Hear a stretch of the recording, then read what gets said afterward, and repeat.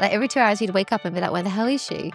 The balance just goes out the window completely. You have to make a choice. Yeah. Like, do you want to get a promotion in this area, or do you want to be a really good mum? Nothing can prepare you for having to discipline a child. I don't want you to be a dick when you're older. And I do genuinely worry about our children and where they're going to be. People do say, oh, what did you do when you were pregnant? Yeah. What did you feed him? Like, literally saying like it's your fault. You and me, this is a dig. You and me, like I should arrange the dates. Yeah.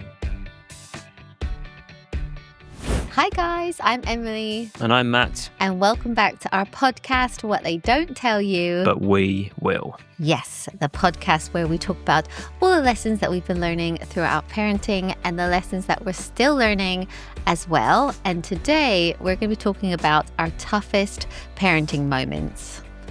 There's a lot. Yeah, this was quite easy to think of. And often we share what we wish we had known. But today we thought we would share with you our toughest parenting moments in the hopes that you will relate as well. So we're not actually fixing a problem. We're just telling you where we struggled. Well, no, I have actually got some tips. Some solutions. Because there are things in each of these that I wish I had known or that I would have done slightly differently. So hopefully you will also get some good and if tips. you're just about to embark on being parents, here's what to expect. The tough bits. Oh no, we're not selling it. I mean, we'll have to do one on like the best parenting moments as well, because there's a lot of those. The easiest parts of being a parent. I think looking be back, quite a short though, episode. it is easy to think about the good stuff. Yeah. Like you sort of look back with rose-tinted glasses and you kind of forget. I don't know. And mostly photos, you sort of... Yeah, you're like, oh, it's so cute. You have photos of struggling, but generally you don't get the camera out when someone's struggling. It's like, can you help me here rather than take a photo? I mean, So when there was mums that say, oh, I want the photos of like me doing this. Yeah, realness. It's like, if I'd have pulled out a camera at some of those moments, you'd have been like, Matt, put that away. Like, help me cook this dinner. Or it's funny though, because like, I actually kind of wish I had a few photos of like, breastfeeding or things like that. But you just don't ever take a photo of that. But you actually take I've got photos of me breastfeeding. Yeah, that's a bit weird. No, you take a lot of photos of whenever I fall asleep. Yeah, I thought it'd be nice because they're always cute. No, it is so cute with the kids, but I'm often like... The ones that when you're not with the kids aren't as cute, I'll be honest. Just me with my mouth open, sleeping. Yeah. Before we jump into it, I wanted to say a quick thank you so much for all of the feedback that we've been getting on the podcast. We have literally been blown away by it. I kind of said to Matt, we're not going to have any listeners. We're not going to have an audience for ages. We've got two people. Yeah, it's going to take a long time. So yeah, we can't believe like we've had so many lovely like messages, DMs, comments and everything. So yeah, we didn't actually do it to like get the positive feedback and stuff, did we? We just did it because it's something we wanted to do. But then now seeing it, it's like, oh, actually that does spur us on. Yeah, to make really one more nice. episode. We just did it so we could like actually spend some time together. Just a date. Yeah. But if you do like the podcast, please follow us wherever you listen to your podcasts. Subscribe to YouTube because we're putting the videos on there as well. Comment, send us feedback. Oh yeah, rate it. Yes. Well, only if it's a good, nice rating. We've got a few 5-star ratings, but any more are very welcome. Thanks to me. How's that all you? But anyway, let's jump into today's episode, which is our toughest parenting moments. And the first one is probably not a surprise, is sleep deprivation. And we have touched upon this in previous... I think it's going to make it into every episode involved in parenting, isn't it? We were just really tired. It probably is top of the list, especially for new parents and those first few years, right? We're through it now. We're not sleep deprived from the children. We're sleep deprived from looking on ASOS on our phones or watching something on Netflix too late, wanting to watch the whole series. But yeah, in those early days, like we said before, nothing can prepare you for nights upon nights, months, years of not getting enough sleep. And as we've got into our 40s as well, realising how important sleep is, it is scary to look back and think on what you actually survived on. How much sleep we got, We were living on caffeine. And I think looking back, especially with our first, like he woke up every 2 hours. Yeah. But the in-between... like to feed and burp and change, put back, that took about an hour. So then it was like only an hour in between everything. Yeah. And I think partly that was my fault. All your fault. No, but I didn't realize how important it is to put them down sleepy but awake. Yeah. Like I would, which is such a natural, like you want to rock them to sleep. Yeah. You want to cuddle them to sleep. You want all of that. And then I actually did create a rod for my own back. And I know people say that and it really annoys me when people say that. But then with our second and third sons, I put them down always sleepy, but Experience. awake. Yeah, I'd learnt. And the sleep difference was insane. So if you are about to have a baby, like what I would do with my second and third was I would feed them, and obviously they fall asleep, milk drunk is a real thing. And I would then sometimes even take them out of the little dark room into the light. I'd almost like wake them up a bit, and then they would wake up, but they were still really sleepy. And then I'd put them down in their cot fully, their eyes were open, and then they would like go off. And it made such a difference because my first definitely had a sleep association with me. Yeah, but I wouldn't. And now that they're grown up, though, like our eldest, obviously he's 14, but he goes to bed fine. Yeah, he's a great sleeper now. Yeah, he sleeps well, but then he probably sleeps the least as well. I feel like he needs sleep the least out of all of them. He's hardcore, isn't he? Like if he hasn't had enough sleep, he's a bit like you. He can power through, whereas like the other two, I feel like you can really tell. Yeah. As you know, now that the eldest become a teenager, you start to notice if he has been to a sleepover or whatever. I don't really think it's had the effect on them as they've got older. Do you know what I mean? Who slept well as a kid. No, but then he probably, every 2 hours he would wake up. Like every 2 hours he'd wake up and be like, where the hell is she? And then I felt really bad because I'd go back in, I'd feed him more, which is like, okay, he had that, and then he'd go back to sleep. And then it was just this horrible cycle. It's weird. He does wake up in the night to have snacks now. No, no, he doesn't. It's obviously all fine now, but I just wish I'd put them down sleepy, but awake. And another amazing hack. Have I told this hack before? I don't know, but you're about to tell us. When they were newborns, I would take a hot water bottle upstairs with me at night. I think I have mentioned this. I take a hot water bottle up, and it's amazing how long it stays hot for. Yeah. And what I would do was obviously not put it in with the baby, but when I would feed the baby, I'd put the hot water bottle in his place. So it would keep that spot nice and warm.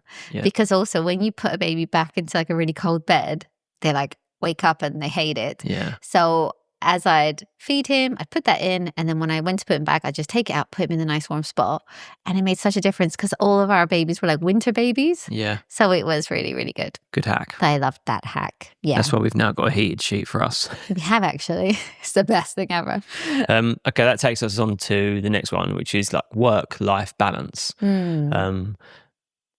We still have that now. We still struggle with that now, don't we? I think that's something you're always going to have with kids because you've obviously gone from having a job and a life. I don't mean like that, but then obviously introducing children to the dynamics is suddenly like you're all for the children, and the balance just goes out the window completely. It's just like a huge responsibility. Yeah. And I actually think in a way, the work-life balance for us got harder when they started school. Yeah. When they were going to nursery 2 days a week. Days. Yeah. And then those, it was like 7 till 6 or, like it's really long day. You could do a whole day of work. But when they're at school, it's that shorter day. And there's often like, come and see their work. Yeah. Come and watch their football game. And obviously you want to do it all and see all these things. You want to be there, yeah. Yeah, there's like so many commitments. So I actually found it a lot harder once they start school. Yeah. Like they almost need you more than ever. Yeah. Because you want to do and the it's a guilt run. thing because you can't do it all. No. Yeah. And then as well, if there is like a, come and see our work thing and you're the only one who doesn't go, then your child feels like, where are they? Like, it's really, you really do see hard. those kids, because I wasn't there, especially like in the early days. I didn't go to hardly any of it. And I get the opportunity now to go to Jackson's stuff, and I look at the kids there that haven't got a parent, and I think, oh, that was Fraser, or that was Caleb, do you know what I mean? And you feel the guilt. But then I come back and look at them and I think, it's not scarred them. Do you know what I mean? I know it's like you if you more can than send anything. a grandparent or like something. Just someone pretending to be a relation. Can you pretend to know my kid? Yeah, that's weird. I found the work-life balance really hard, especially when you're self-employed, because I don't know, you can always be working. Yeah, like with what we do, like I could always be making content. I could always be working. Whereas when There's no cut off, right? Yeah. Everything is content. Yeah. And like, yeah, I don't know. It's hard to sort of switch off when it's your own business. Yeah. And it's sort of all down to you. Whereas when I had my first maternity leave, I actually had all that time off. But with my second, I didn't take maternity. Like, I took maternity, but I was still like constantly in touch with the office because my boss said, we're not going to replace you. But if you could just log on twice a week or, and it was hard. So every nap time, you're just like working and like keeping your oar in. Yeah. And then with Jackson, I was really doubling down on YouTube. Yeah. Because I just really didn't want to go back to work after the third. And I did make it happen. Yeah. But there was a lot of like working till 1 a.m. But that's why it's just why it has been so hard for women over the years. It's like you go to school, go to uni, or if you don't, go straight into work, you work up this career, and then at what is becoming the prime time of your career when things are starting to happen, it's also the prime time to start having children, or you're too late almost. I mean, all this pressure, like you need to have it by whatever age, and you have to make that massive decision. Like you have to make a choice. Yeah. Like, do you want to get a promotion in this area or do you want to be a really good mum? Well, you took a job locally, right? Just because you knew that it would suit. I was lining it up. Yeah, you was lining it up for when you did have a family. I don't know if you was even married. What's that? When you first took the job locally, we weren't even married, but I think you knew that this would suit.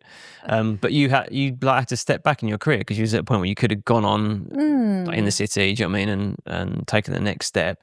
Whereas it was a promotion in a way what you did, but it was working locally, earning less money than you could have been, all because you was planning for a family, and you wouldn't replace that for the world, but like you just expected to do that. Yeah, I know. And there seems to be a lot of good things happening with flexible working and the price pay gap and stuff. Yeah, but it's still like my personal experience. When I went back to work after I had my first baby, I worked full time plus some weekends.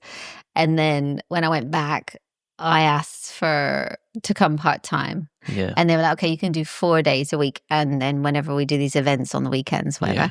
But I was like, oh, okay, like I'll just push myself because I knew I wanted another as well. So I worked 4 days a week.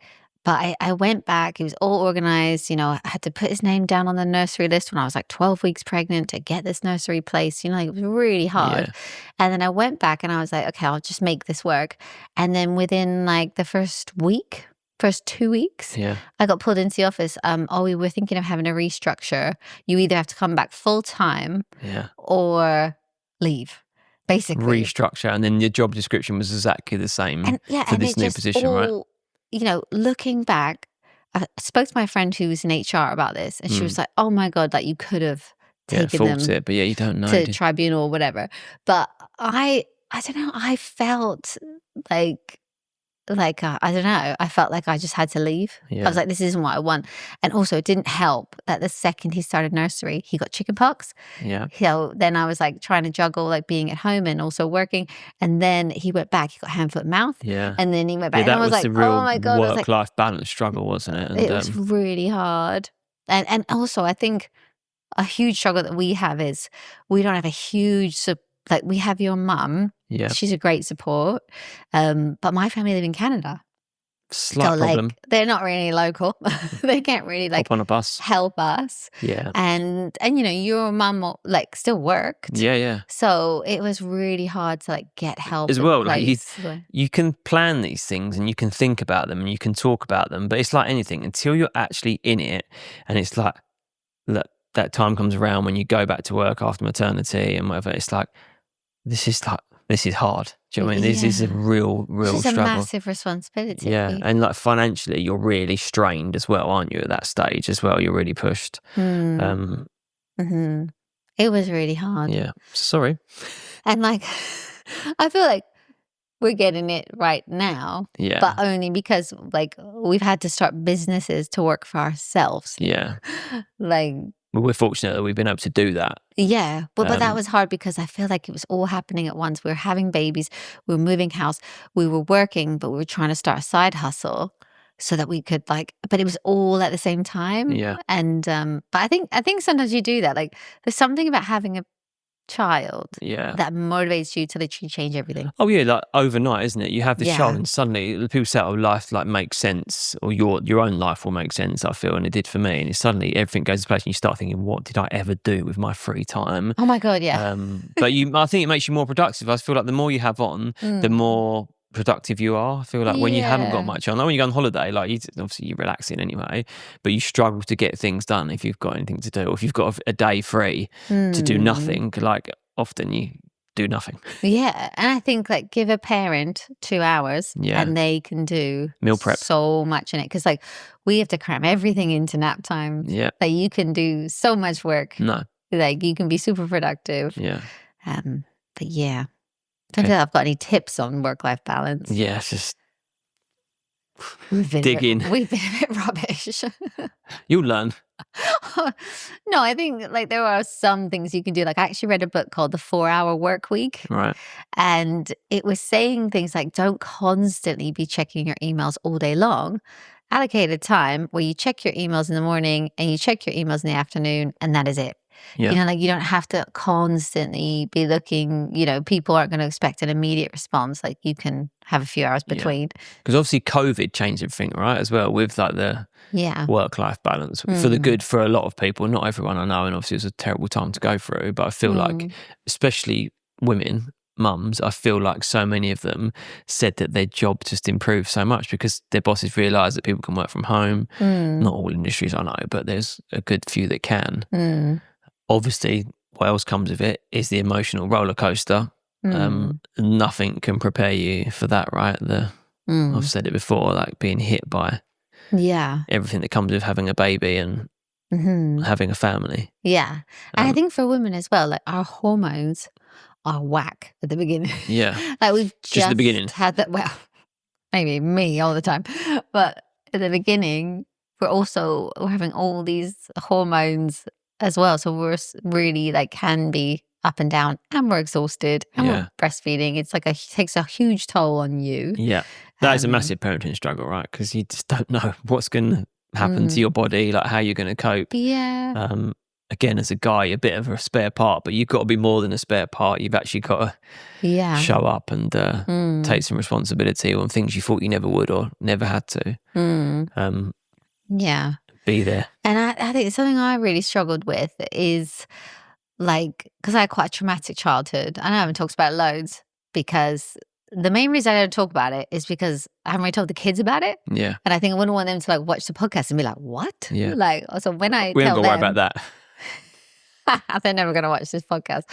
But because of that, I think when our kids were then the ages of you was going through bad things, I just couldn't get it out of my head. Like, oh my God, like that was so bad. Like looking back, I don't know, loads of things would trigger me. And I had like a lot of intrusive thoughts. Like looking back, we actually worked with someone, didn't we? And she was talking about how she had postnatal OCD. Oh, wow. Do you remember we cleaned her house like for Hack Your Home, which was a series I did. And she was saying like all the symptoms. Like as she was, I was like, yeah, I had That's that. me. Yeah. I was just like agreeing with everything. And then I was like, oh my God, maybe I had postnatal OCD. But I didn't realize it because I used to have all these intrusive thoughts. Like if I took the baby out in the buggy for a walk, you know, there's like a bridge. Yeah. And I'd like walk over the bridge. I'd have all these horrible thoughts like the wind was going to come and take him and like just like fly away. And, but it felt so real. Yeah. Like I was like really stressed and like panicky.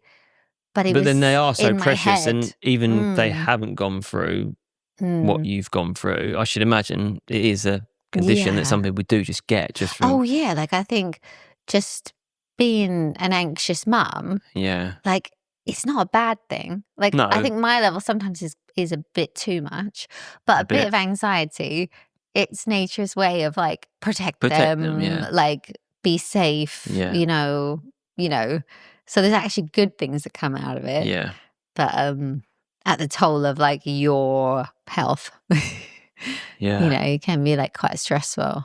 But I think I've definitely got better as they've got older. Yeah, definitely. Like when they're little, and like you'd when leave they them don't at answer nursery. back and like they're really innocent and sweet. No, no, but also, like, I used to think, "Oh, they don't want me to leave them at nursery," because they don't. No. You know, they are crying as much as, and I think they could feel like me going, "Oh, don't wanna leave you."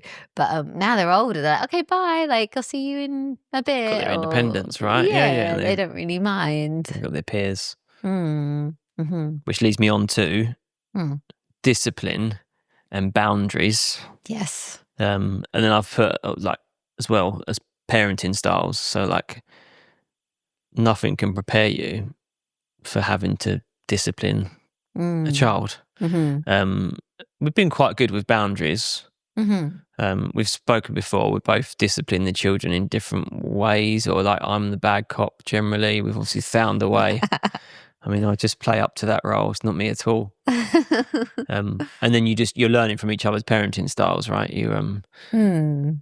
You don't know how the other person's going to parent until the child comes along, and then you have disagreements. And as long as you don't do them in front of the kids, which is easier said than done, Mm.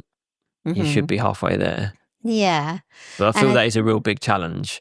it's so hard. Yeah, Like, I find it quite hard, and I think I would rather, like, let them do whatever, but I used to always sort of tell myself when they were little, you feel like you're constantly like, yeah, share, don't do that, don't yeah, hit, everything. I used to think like, no, I am disciplining you because I want you to be a nice person yeah, and I want you to have friends when you get older. So like you can't go around hitting people and you can't go around not sharing.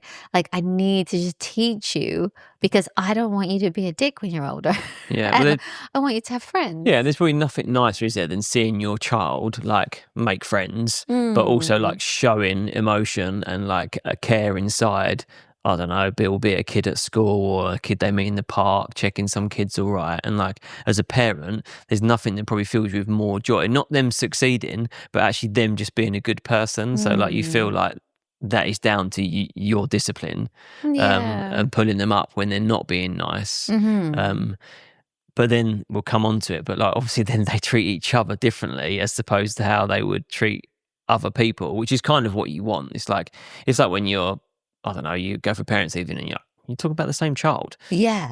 But actually, it's what you want. You want them to be It's the perfect right way kid when around. they're out and in public, Yeah. and then they give you the grief because they know they can with you because they feel comfortable, right? So by Yes. doing that, they can also talk to you. Whereas they Mm. probably would open up to a teacher, but there's certain things they probably wouldn't talk to, Mm. I don't know, their teachers about, which you'd like to think they would talk to you about, Mm. usually at bedtime when they're stalling going to sleep. Yeah. But Um, apparently if a child, can, like let off steam or, you know, have like a bit of a hissy fit or whatever at home in front of you, yeah, it's actually a good thing. Like they feel so comfortable and they yeah. feel so like this is a safe place where I can kick off Well, I can and kick I you in the can head. get all my emotions out. Yeah. So actually, if they do that, you're doing a really good job Yeah, pat and yourself on the back. they You feel feel really good really about it. they feel really, really safe. And also like I read a book when they were younger, I can't remember which one it was now, but it said that having really strong boundaries makes your child feel very safe. Right. So when they're little and they push the boundaries, they're just seeing like, are they What gonna, they can do. yeah, like how far they can push it. Yeah. But actually having those really strong boundaries, like, no, we don't do that. No, you can't, whatever. That actually makes them feel more safe Yeah. than anything. Well, as opposed to a child that has Yeah, no oh, one there go and there's then, no like, boundaries. You know what I mean? So it's like, yeah. Yeah, because they don't feel as safe and secure. So if you ever feel bad for having those boundaries, just keep that in mind. yeah. Like, you're actually, you're making them feel really safe I mean, we within probably there. had them. Do you know what I mean? Our parents obviously had them. Do you know what I mean? To make us great people. Yeah. No, but it is hard. It is hard to discipline. Yeah. But then I think, you know, now we're reaping the benefits Yeah, I mean, because as well, that was it. I wanted to say something my mum said to me when the kids were little was you need to follow through with the discipline. So say if you're at a soft play and they hit someone or whatever, and you're like, empty one more promise. time, Yeah.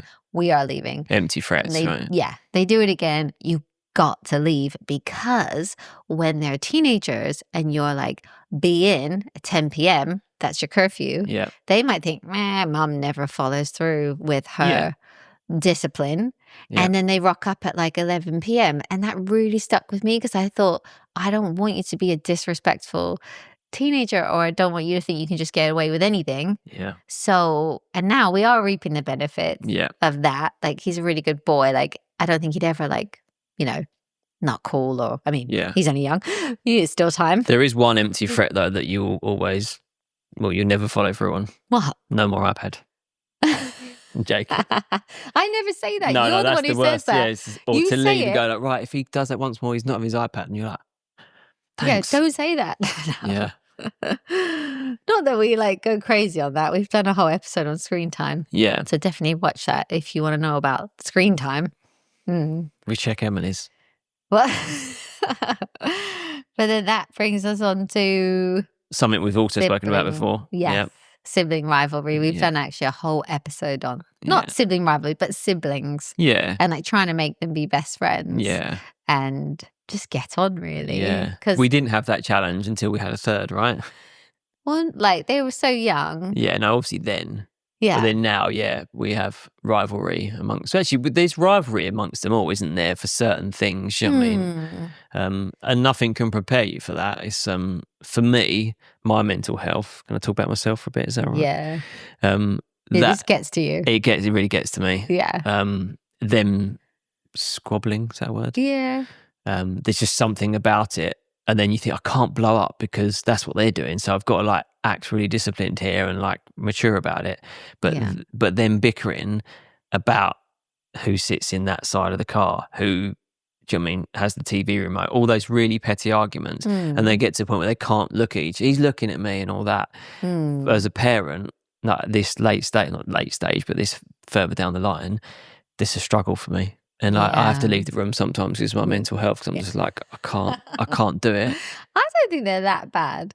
No, but they're not. It's pretty normal. When they are, like, they just every now and then have a morning where they wake up and they're like, I'm going to wind him up today.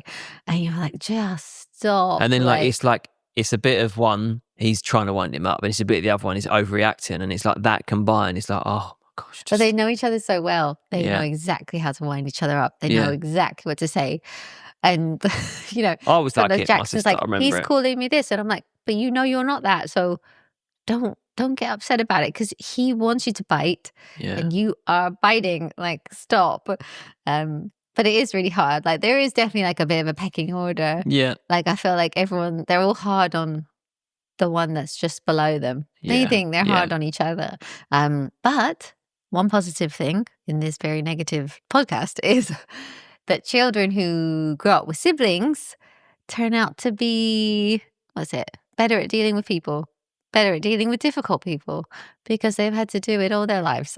So when it comes to the workplace. Well, we say that even when they've had a difficult teacher before, haven't they? And we've said, look, like this is no consolation, but this is teaching. You dealing with that teacher is, you in life, you're going to meet people that are hard and they're not going to be your cup of tea. Do you know what I mean? And you're not going to get on with them, and you've got to deal with it, even on a daily basis in a workplace. Like your teacher going into. You will have difficult people in your life. And to be able to like step away. And not rise calm. to it. And he did. To be fair, he learned that actually.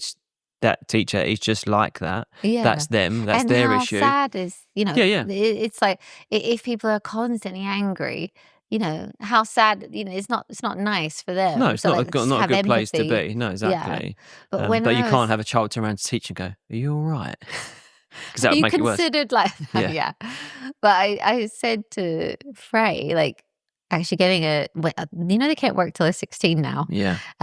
Which we could actually work from 14. But I think like something like waitering or waitressing, like I did. Hopefully he's not. Like, no, but I found. No, I didn't mean that. I mean. What? Hopefully he's not going to. Can't say anything, can I? So. What? Go on. What are you going to say? No, don't worry.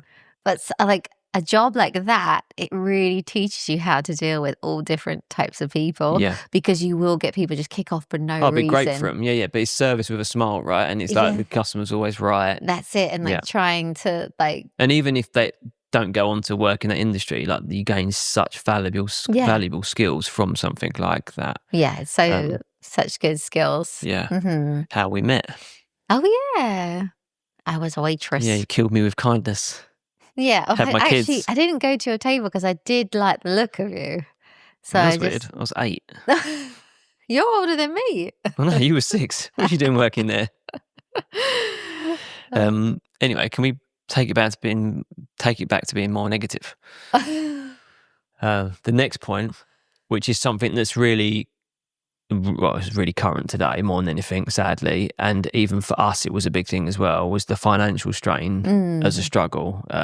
Now, it may look like it's easy for us to say now because we're doing well. But we still have financial strains. Like, obviously, they're far less important no, than we what they always were. worry, don't we? Yeah. But when we first had children, we had it all going on. We're still fortunate that we obviously got on the property ladder just before we bought a flat, but that was only because you was made homeless, as pretty much because your mum left or whatever to go and live in Canada.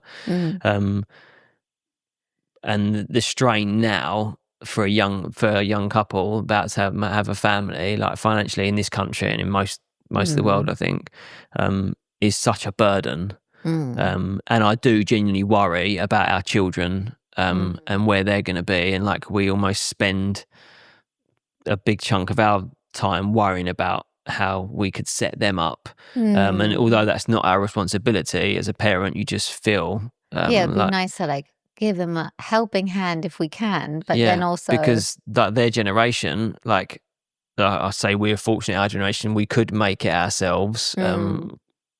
But even still, like we still do struggle. But for them, like you think there probably is no other way unless they're just like ridiculously successful.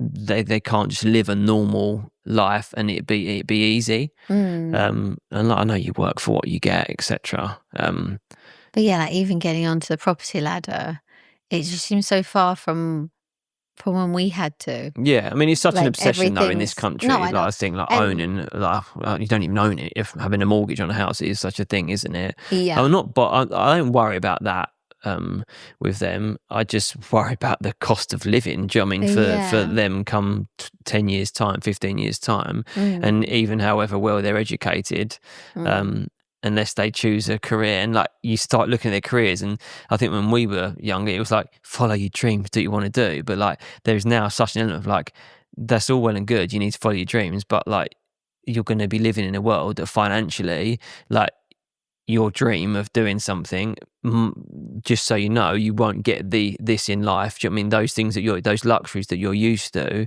and obviously you hope to bring them up to not really care about that and to just be happy, but at the same time you want them to, do you know what I mean, to survive and not have the stresses. There's so many things, and we've got 3 different kids as well, so they're all going to do different things, they've all got different personalities, they're all going to want for different things, maybe not all going to live near us. Don't say that. No, I know. I was going to say they can all live here forever. Yeah. With their kids and wives. Yeah. But no, when we had Fraser, we were in a 1-bedroom flat, weren't we? Yeah. We were like kind of young, I feel. Yeah. Like I was 27 when I had him. Yeah. You were 29. All right. I was in my 20s. Yeah, you were in your 20s just. And like, it's funny looking back because I think we obsessed about moving because we were in a 1-bedroom flat. Yeah. There wasn't a lift, so it wasn't ideal for the pram and all that No. stuff, whatever.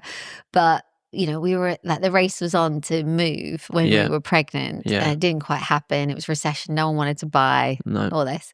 But actually, Fraser slept in our bed till he was like, oh yeah, looking 3. back, we could have stayed in that 1-bedroom flat. Yeah, it was so cute and it was so warm and was clean cozy and like really, really nice. I didn't like it.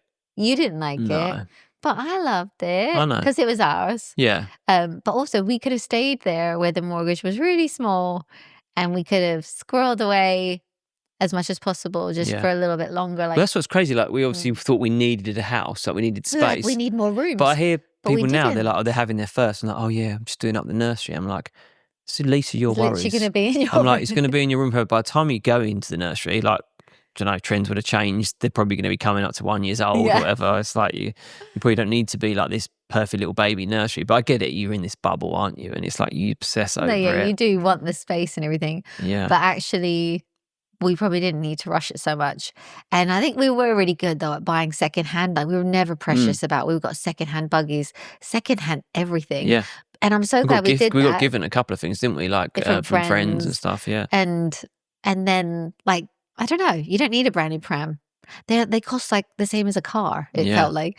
So if you can get a secondhand one, and there's actually amazing websites of spare parts. Yeah. So a couple of times like the wheels broke, but I just ordered another spare part and like fixed it, and it was all fine. It was like a bugaboo, but it was all secondhand. It's a shame we didn't have Vinted then. I don't know if they sell stuff like that on there, do they? Probably. But yeah. You find a way. But then that's the worry now. It's like it was a struggle for us and a lot of people, but now like you can't just find a way. I feel like it's going beyond that for even the food shop is ridiculous. Yeah. Even with like, especially they're eating so much now. Yeah. Like it is really expensive. Yeah, we've got that to come, haven't we? Like when they're all men. The food bill. Yeah. My friend was like, she had 3 boys and she said she just always has bread on the table as well at dinner. Yeah, just to fill them up. Because she's just like, once they've eaten it and they're still hungry and they're, it's hard to like fill them up with protein. Yeah. But yeah, that was a massive strain for us. And then as well with the added like my job kind of going, we kind of want you to leave because you're now not full time. And then I thought like looking back though, it was all for a good reason. I never would have started my own thing. I never would have started YouTube if I hadn't have had all these horrible experiences. Yeah, but imagine if that just didn't go to plan. Do you know what I mean? Because like you didn't start off on YouTube. No, I didn't to make money. No, right? and nothing happened for like a long time. No, and it was just a hobby, and it was actually nice because your family didn't live here, and you grew this audience, and then they became your friends because you was going through similar stuff to them, and it just so happened to then evolve into like this amazing business, and then you've obviously stuck at it, and that's what made it obviously, and you've made it what it is. But imagine if that didn't financially support us as well as it has, because obviously when you found out about your job and they were saying, oh, we want to rebrand the department, etc., you're effectively being made redundant. And I've been self-employed for however long, and I not long started my own business 3-4 years, so that was just starting to make money but not enough to support a family. Like you had to work. But imagine if your thing hadn't have, I mean, I know you would have found a way, you'd be doing something. You'd have to like do something, but it was really hard. And I think, I don't know if we've talked about, or this is another point that's coming up, but one of the other hardest things in parenting for us was that, again, not having that support around. Obviously, like we said, we've got your mom, but I did find it really hard not having my immediate family around, especially in the early days. I remember going to some baby groups and, just chatting to other mums, and I'd say, what are you doing after this? And they'd be like, oh, I'm just going to go to my mum's and have a cup of tea and like have a little break. She can hold the baby for a bit and like all this. And I used to be so envious. I'd think, oh, like, I'd want that. That sounds really nice. But then in the same breath, they'd moan about their mum. But then I'd be like, well, you don't know how lucky you are, like that you can just go, you've got somewhere to go. Like I did, like loneliness in the beginning is really hard. Yeah, well, your hormones right as well. They're just like so high. Yeah, but also I think like it was nice. I had NCT and had a few friends that had babies soon after, so you could meet up with people. But I remember at first I did feel like, oh, I'm just like on my own a lot, and it's quite sad. And I'd like FaceTime my family. But it's just not the same, like, because you must want that little break or someone to make you a meal or, and your mum's amazing. Yeah. Like, sometimes I think, oh, God, I'm going to be this mother-in-law to 3 boys. But then your mum, my mother-in-law, is the one who is involved. Yeah. So I'm hoping, you'll be that. Someone will like me. You're very similar. Yeah. But that is hard. And I know, because a lot of my viewers will message and say, like they've got they've moved countries, they've moved for a job, so they don't have any extended family around. And they're doing it all on their own. And actually humans, like we are supposed to be raising children in a tribe. Like, back in the day, you would have people around to help you. That's why they say it takes a village. Yeah. But we're all doing it like on our own. Yeah. And it comes back to a lot of it financially as well, isn't it? It's like this, both of you having to work. Yeah, if you were all living, like if your extended family was all living together, actually might not be a bad thing. No. Because you're like, oh, I'm just going to have a shower. Can you hold the baby? Or can you like, and that financial burden as well. Yeah. You know, but should we move them all in? Yeah.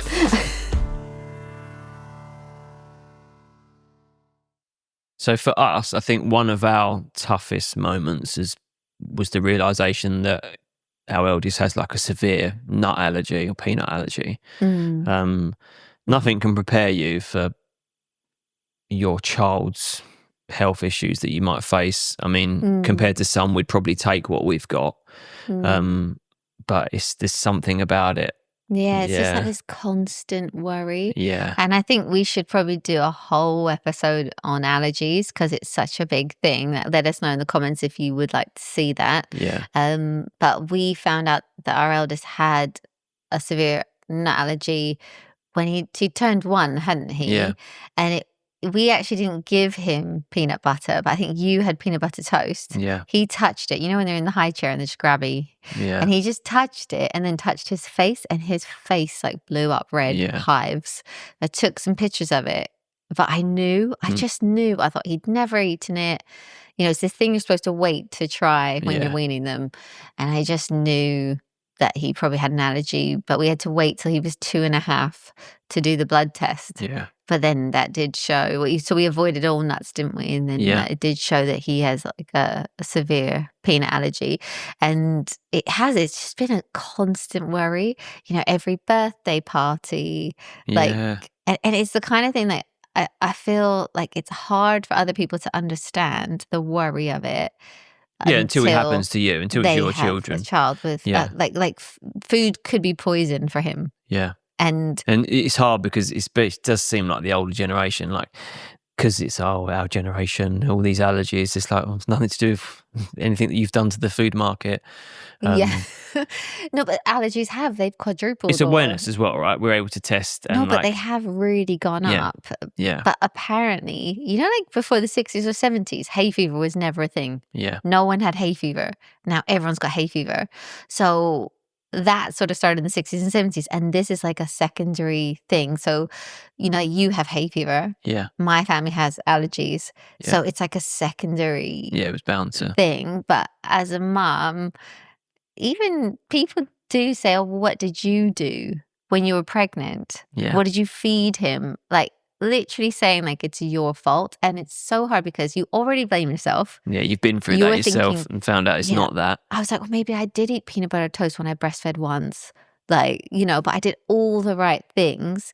And I even asked my doctor, I was like, is it something that I did? Yeah. And he was just like, it's not. No. It's just, but we don't know. But it's just how it is. But it's just so common right now. But you can't help but blame yourself and think, oh, if I just, you know, because the advice when he was little was not to give him any nuts for the first year. Yeah. But now they're saying maybe you actually should from 6 months or something. Everyone's so scared, right, as well. It's like obviously going into a restaurant as well. And like there's some businesses that just aren't geared up to it, obviously. But this is a whole new episode. Yeah, sorry, to delve into. But nothing can prepare you for any health issues that your children might face because you've never felt pain like it, really, have you, and worry. And then you have to deal with it. It's all well and good, like blaming yourself, etc. But then actually you need to take those steps. Time, money. Do you know what I mean? It's like there's loads of things you could do, and guilt takes over with everything, and it's like you just get caught up in it.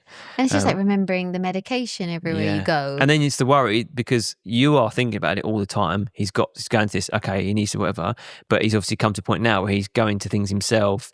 He's far more responsible now, and it's like you want something to click in them to be like, I need to do that, I need to do that. And every now and then he remembers, do you know what I mean, to take whatever. He's quite good at looking at packaging. But he's not as onto it as we are. But he obviously needs to take that responsibility. And you just worry that it's going to be something serious for him to realise, because touch wood, he's not had anything serious happen. No. My biggest worry is that sometimes his wellness and health is in other people's hands. Yeah. And sometimes people that don't take it seriously. Yeah. But then that is part of growing up hard. for everyone. Obviously, not everyone's got an allergy, but everyone has to make decisions for themselves. That's not helping. I don't know, for me, it's probably drinking alcohol. Do you know what I mean? It's like, I probably shouldn't do an 89th shot because it probably will kill me. It's really similar. Peanut allergy, lad's holiday. But yeah, that has been hard. But then I know I've got friends who've got children that are diabetic, or it's just a constant worry. Yeah, and that is someone's always got it harder worst. as well. Do you know what I mean? There's always going to be someone's got it worse than you. But then there's still your problems, and it's still a health issue. It's still something you've got to deal with. Yeah. And you just feel for parents that go through any form of worry with their child's health. So be prepared.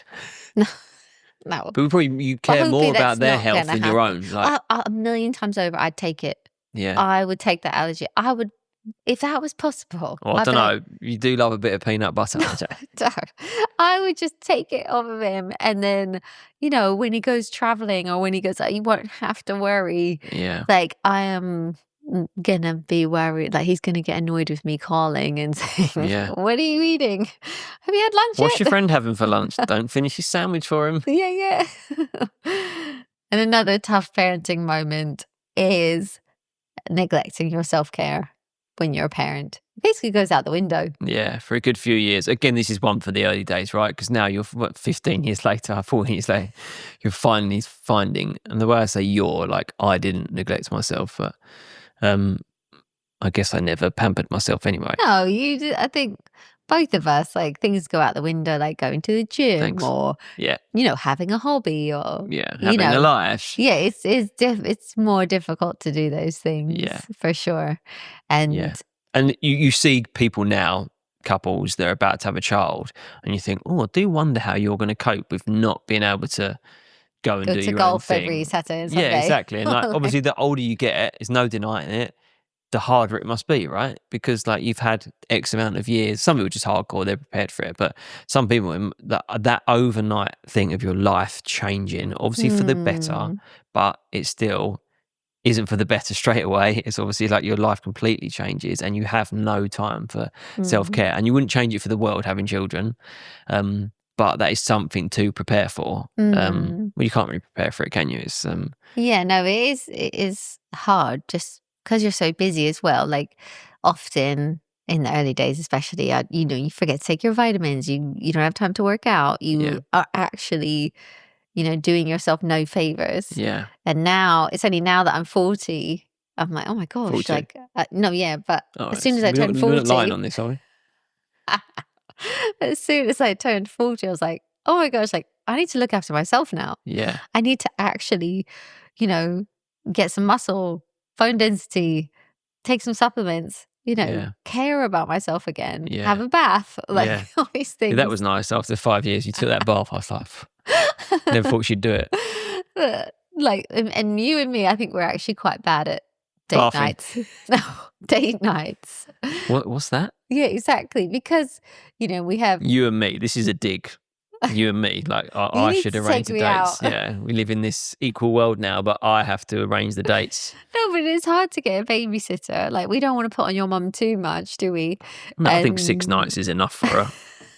No, but, we could be better at date nights for sure. But I think a lot of couples could be. Yeah. It's the last on our list, isn't it? Let's be honest. Exactly. There's a lot there's other stuff going on. Yeah. This is our date night. Yeah, date afternoon. So self-care, we've put that at the end really, haven't we? But because it's something you can't really address until unfortunately, until years down the line, and you hope you're still together, and it's not too late to but letting each other have a bit of time. Like sometimes you'll give me a lie-in. Yeah, and I cut the grass. Yeah. See the difference. Well, I'll give both you a lie-in. Both are just as rewarding. I'll give you a lie-in sometimes. That's like giving each other self-care. Yeah. It's as good as it gets. Yeah. But then you do think that once the kids are grown up, we all say, what we're going to do. And we're going to miss the craziness. I'll be sad. Yeah. Yeah. Just talking to... Be able to get a facial, but I'll be really sad. Yeah, crying your way through it. What's the matter with you? Okay, I think we've got through it. No, why you say it like that? Time for some self-care. You know what it's time for, which has become my self-care. Matt's moan. Yeah, his favourite thing to do. To be fair, it's been quite a negative podcast, so I feel like I shouldn't do one. Why don't you say something you're grateful for instead? Oh. No. Matt's Boring. muse. Matt's something begin with M that's positive. Yeah. Can't think of a word. Matt's moan. This is a good one. And it's not going to get anyone's back up, but it's a little bit niche. So you've got to be parents to kids around our age, maybe a bit younger. But it's to do with trampoline parks. Mm-hmm. So if you frequent those spots and you're used to spending 45 quid in an hour, try 80 plus slushies, plus whatever, but that's not the moan. We need to set one up if it wasn't for the health and safety. But where they must make most of their money is on trampoline socks, grip socks, whatever they call them. We've got a bag in the garage with, no lie, 25, 30 pairs of trampoline socks. Every trampoline park you can think of, we've got a pair of socks for it. Mm-hmm. And then of course they close down and they change hands and you have to get the new version of socks because whoever takes over the business gets told, look, this is where you make the money. Change this colour of your socks. Yeah, the socks are £3.90 as well. When we first started, they were £1, I think, for a pair of socks during the war. £3.90 times 3, that's 14 quid. On socks you don't even want. Yeah. It's just you get there and like, have you got our socks? No, but I've got grip socks from another trampoline park or this one before you changed hands. No. Oh, computer says no, you can't wear them. It just gets my back up. And we're actually pretty good. If we book it, I'm like, don't pay for the socks. We've got the socks and you take them with her. But yeah, I say they change hands with her. It's just such a con. I know. And it does my head in because they've got you anyway because you're paying, now it's like 15 quid for an hour for a child and he lasts 20 minutes and then he wants a drink or whatever and it's like, oh, actually. And he's sweating. But then they love it. We use it as an excuse to get them out and to exercise. We've also got a really good expensive trampoline in the garden, but apparently it's not the same. But on rainy days, what can you do to get that energy out? We don't go as much as we used to actually do it. No, they used to love it, and I knew all the cheap times. After school, there'd be this hour that was cheaper, and all this when the lights were off. We do spend every Christmas Eve in a trampoline park, which I know is a really weird tradition. Yeah, but it has become our tradition. You're like, oh, it's Christmas Eve, let's go to trampoline park. Yeah. But it's dead. No one else is there, and it is fun, and the kids do really love it because No, sorry, this is my moan. Can we stop saying about how great it is? They do my problem is with the socks. They love it. They run around crazy, sweat and all that. But I agree with you. The socks are very annoying, and I hate having every single sock in the garage ready to go. Yeah, in a bag. And they're not even that grippy. It's not like first world problems. Grippy. They're not going to slip on the trampoline. They're just socks. It is a bit ridiculous. Yeah, health and safety. Or why not? They just wear their feet. But they did tell me that Tommy that dislocated his knee last week, he weren't wearing the socks. Stop. They say there's so many accidents in those places, right? I know. It is a We've worry. got a friend that's a doctor and she just said don't ever go. They've not got a trampoline, she said, because the amount of broken bones that she sees. Yeah. Yeah. So what did we get? A trampoline. But I did a lot of research and I bought the safest trampoline. It's got no springs. To be fair, I'm not going to say it because I won't jinx it. Say it. You know what I'm going to say. That is a good moan. Okay, thanks. How much money do you think we've spent? That was my 25 times £3.90. No. Well, we haven't done that because it's got more expensive inflation. I'll come back to you with a stat next week. Yeah. And then you obviously asked on your stories for silly things that people... So going back to our first point, the sleep deprivation, we wanted to know what silly things you guys have done. I think it's mostly mums that have come back to us whilst being sleep deprived. Actually, there was a couple that didn't have children. They just said, oh, I work night shifts or whatever, and I've done this, I've done that, which is quite nice. Yeah. So I'll just get out my list. Yeah, because we want to get you guys involved in the podcast as much as possible as well. And we also want you to make us laugh because we've been pretty serious in this one. Yeah. But we asked on Instagram, if you don't follow us, we're What They Don't Tell You Pod. So you can follow us there, and that's where we ask for feedback pretty much. Yeah. Okay. This is from Steve. Tried to breastfeed a pillow. I'm joking. What? It's from Katrina 944. Oh, she actually did. She tried to breastfeed a pillow. That's brilliant. Yeah. That is you just so tired. Taylor _Natalie_Jays. I had a friend come for tea, went to put baby down and fell asleep. Friend sat for hours in the dark. Sat for 4 hours in the dark waiting. God, don't. I think we've actually done that before. You know, we had your friends round. Yeah. And you they're still here? No, you went to put Jackson to bed and then you just never came back. Yeah. You fell went asleep. out You with fell my asleep. mates. You not noticed all the blokes were gone? No, it had been like an hour and we were like, where is he? And then I was like, that was proper sleep deprivation. I was like, wasn't guys, he's falling asleep. Like, you might want to just go. I must have been up then. It must have been Fraser. What? I didn't get out with the other two. Tried to put the toaster in the freezer instead of the cupboard. Oh my gosh. That's typical. Yeah, Yeah. like you're just delirious. Christina Cantel, she said she brushed her... Actually, she's not the only one that said this. There was a few that said this.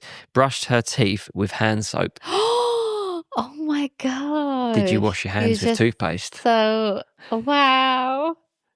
What that's like. Chloe Westy, 81. This is the whole name, Matt. I'm joking. This is brilliant. She typed her PIN number into the microwave. It's just looking at the numbers. Yeah, tired. Oh my god. Jess Donaldson, 25. I'm annoying you now. She put the dinner in the oven only to discover 30 minutes later that she never switched the oven on. That's classic. Yeah. We still do that now. That's not sleep deprivation. That's getting old, isn't it?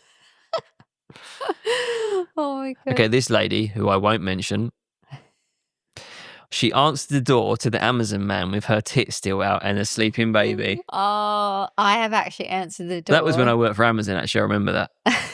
I've answered the door breastfeeding before. Yeah. Because, you know, like when you're on your second or third, like you get quite good at walking and standing and not breastfeeding. Yeah. And you don't want to miss a delivery. Delivery guy was like, You know, I remember I was like, I've got to answer the door. Oh, I've got to take a photo. Sorry about that. Yeah. No, not from the delivery. Yeah. Can you take the baby off? At home with Abby said, looking for where I put the baby down whilst baby... Abby, you just said baby. Looking for where I put the baby down whilst baby is in a sling on my chest.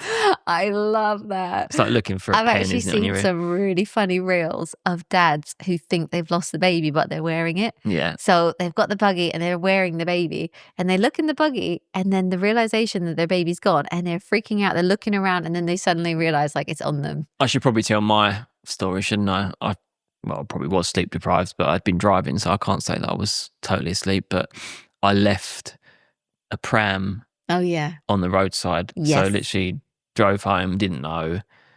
And then the next day, that was on my day off on the Tuesday, and the Wednesday you went off to wherever. I went to a play group and it was quite a long walk from the car park. Yeah, and went to get the buggy out. Obviously wasn't in the boot. Phoned me, I was at work. Where's the buggy? I'm like, it's in the boot. You're like, no, it's not. I'm like, yes, it is.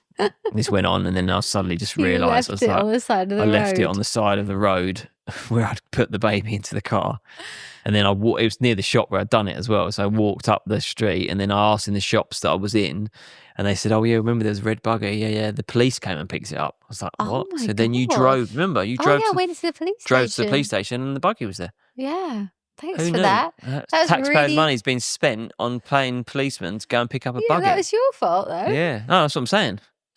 But I was like, I remember being so annoyed. I was like, he was about 2, and I was like, I've got to carry him now. Like this lump. Right, I reckon you've done this. Scrape the food into the sink and then threw the plate in the bin. Oh yeah. Silly. Hate Zia 24. Beckles 1. She picked up a Winnie the Pooh teddy instead of the crying newborn. Couldn't figure out why she wouldn't stop crying no matter how much I rocked her until hubby realised. Oh my God. Must have been quite a heavy Winnie the Pooh. Or a light baby. Oh, here you go. Hoovered up the kids' lasagna sick and then had to buy a new Hoover. Yeah. That is yeah, that is proper. Yeah. But also you're just like, I just need to sort this out and go back to bed. Hoover up I don't care. Yeah, but you can get Hoovers now that hoover up liquids, right? But that obviously didn't. And who would think to hoover up vomit? They were just so exhausted. Yeah. I hoovered up. Once the boys, we were baking and they threw flour all over the place, I just hoovered it up and it broke the hoover. Nice. I don't think you're supposed to. You didn't tell me that. Well, I think I washed it out. I think I fixed it, but it was really bad. Okay, this is pretty gross. And I need to know the next part of this story. Once I threw a nappy full of number 2 in the washing machine instead of throwing it in the bin. Oh my God. Did they do a cycle? Oh my God. Why is my t-shirt brown? Oh. That's gross. That is gross. Rocked the baby, except the baby was in the cot next to me, so I was ghost rocking the baby. I mean, I know the whole pram thing, people push pram back and forth, but actually ghost rocking the baby. Well, as a mum, you do just bop around, even when you're not holding even now. If you're on the phone, you just bop in, That's it. Oh, well, they were the best ones. Yeah. The others were terrible, sorry. No, joking. There was lots of them. On that note, I think that is it for this week's episode. We really hope you liked it. If you did, do all the good things like rate, follow, comment, subscribe, all of that stuff, because we would love to have you. And thank you so much for listening. We will see you guys in our next episode. Bye. See you. Bye.